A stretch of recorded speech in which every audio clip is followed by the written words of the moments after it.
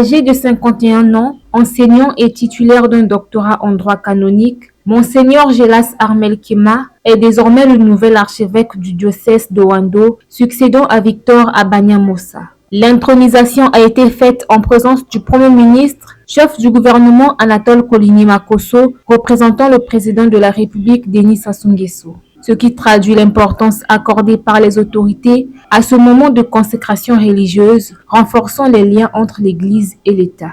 Monseigneur Gélas Armel Kema, armé de tous les symboles essentiels de sa mission par le nonce apostolique Herrera Corona, est appelé à guider, à inspirer la communauté de Ouando dans sa foi et dans son engagement spirituel. En accomplissant de tous corps la tâche que lui est imposée, l'apôtre est gratifié de la joie de donner. En cela, il a l'image de celui qui annonce le Seigneur Jésus-Christ. Monseigneur Gélas Armel Kema a également bénéficié d'un balai de la part du chef de terre indiquant que cette parcelle sacrée de Ouando lui est désormais destinée. Gélas Armel Kema a eu un parcours exceptionnel en tant que prêtre du 29 août 1999 au 6 janvier 2024 avant qu'il ne soit élevé au rang d'archevêque par le pape François. Tel est le visage que présentent la plupart des caniveaux de la ville de Pointe-Noire. Ces détroits qui, à l'origine, servent à évacuer les eaux de pluie ou autres objets, ont été transformés en dépotoirs par les habitants de certains quartiers, ce qui entraîne souvent le débordement des eaux qui inondent les chaussées et les habitations. Malgré les opérations de curage qui sont menées un peu partout dans la ville, les problèmes perdurent. Dans les quartiers reculés, le désordre de l'incivisme des citoyens se traduisent par le manque d'observation du savoir-vivre. L'on se pose la question si ces actes sont posés à dessein ou par manque de connaissances. Les exigences de la vie en ville, ce qui démontre le non-respect de l'environnement, de l'hygiène, des espaces publics et des règles qui résistent le développement de la transformation d'une cité moderne. Rouge, noir, marron, orange, blanche, elle existe de toutes les couleurs. La perruque, cet accessoire autrefois utilisé par des femmes en carence de cheveux, devient depuis un certain temps l'ami fidèle, sinon inséparable de presque toutes les femmes, quels que soient leurs âges. Elle est omniprésente sur les étalats de nos marchés. Le port d'une perruque peut être une solution pratique et esthétique pour changer de look. La perruque nous rend vraiment belle, nous rend propre et stylé au moins parce que quand on met une perruque, tu vois vraiment classe, c'est ça. C'est pour ça que tu vois maintenant les filles, souvent on ne met plus les cheveux naturels, c'est maintenant souvent les perruques.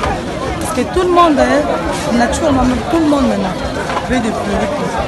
Donc c'est comme ça, vous voyez vous-même, si quelqu'un met ça, vous voyez comme les cheveux, c'est souple, léger, tout ça, ça ne pèse pas sur la tête, ça rend belle, très belle même, ça ajoute la beauté.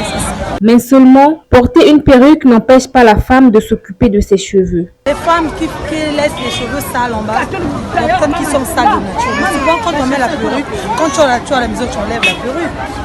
Tes cheveux doivent être propres avant de mettre ta perruque. Tu dois mettre même tes cheveux, les nattes, les trucs à beaucoup, tout ça, tu dois mettre. Et puis à la fin, tu mets la perruque. La perruque, on le met quand tu sors. Mais à la maison, tu as tes cheveux propres, c'est ça. Restez sans oublier que le port fréquent d'une perruque peut provoquer des problèmes de cuir chevelu, comme des démangeaisons, des irritations, voire même de l'alopécie. Il convient donc de les utiliser avec modération.